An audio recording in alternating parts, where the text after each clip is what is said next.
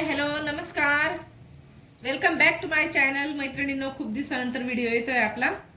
तर चला आज आपण करूया लिंबाचं लोणचं. तर बाजारामध्ये असे भरपूर आता रसरशीत लिंबू आलेले आहेत बघा. तर लिंबाचं आज आपल्याला गोड लोणचं बनवायचं आहे. असे सगळे लिंबू आपण धुवून आणि स्वच्छ पुसून घेतलेले आहेत. याच्या आपण 4 फोडी करून घेऊ.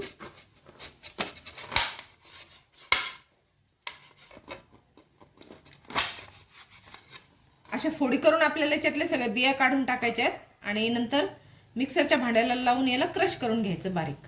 तर जरा सगळे लिंबू आपण कापून घेऊ आणि क्रश करून घेऊ. चला, लिंबू आपण कापून घेतले आणि त्याच्यातल्या बिया मात्र सगळ्या काढून घ्यायच्या. बी राहणार नाही याची खात्री करायची आणि असे तुकडे करून घ्यायचे. याला आपण मिक्सरच्या भांड्यात टाकून घेऊ. याला क्रश करून घ्यायचं आपल्याला. हे बघा, मिक्सरच्या भांड्यामध्ये टाकून आपण याला असं क्रश करून घ्यायचं. थोडं जाडसर ठेवायचं असं. आणि लिंबू तुमच्या मनावर आहे प्रमाण किती घ्यायचं. मी 20 लिंबू घेतलेले तिथं. आणि हा क्रश एका याच्यात काढून घ्यायचा आपल्याला. स्टीलच्या भांड्यात काढायचा. चला, सगळे लिंबू आपण आता पहिले क्रश करून घेऊ. चला, आपले लिंबू सगळे क्रश करून झालेले आहेत बघा. असं तयार झालं. आता हे एक स्टीलच्या पातेल्याने एवढं झालेलं आहे. तर मग प्रमाण तुम्ही मोजून घ्यायचं. ज्या पातेल्यानं मोजायचं त्याच मापाची साखर टाकायची.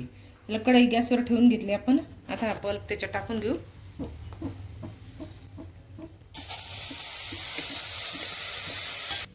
बरोबर त्याच मापाची साखर आपण मोजून घेतली. जेवढं माप आहे तेवढी साखर बरोबर टाकून घ्यायची.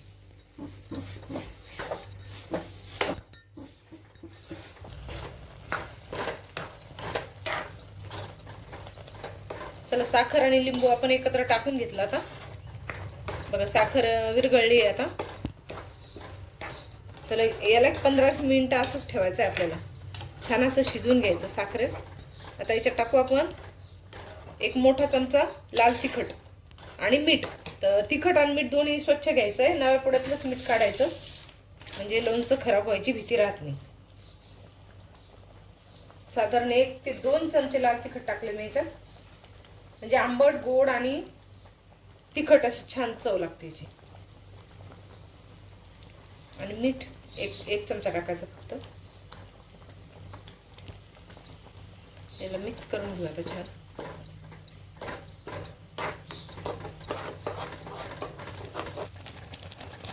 चला, आपलं आता सगळं साहित्य बघा मस्त मिक्स झालेलं आहे.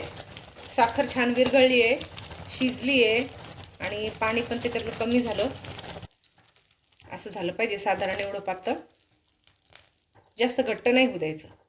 असं ठेवायचं. याचं प्रमाण असं ठेवायचं, एवढं पातळसर. आणि याला रात्रभर थंड करा आता आणि भरून ठेवा.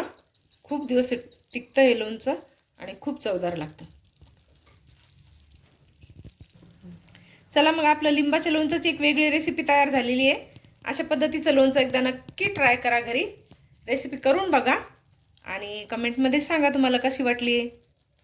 चला, मग नेक्स्ट व्हिडिओमध्ये परत भेटूया लिंबाचाच लोणचाचा एक वेगळा प्रकार घेऊन.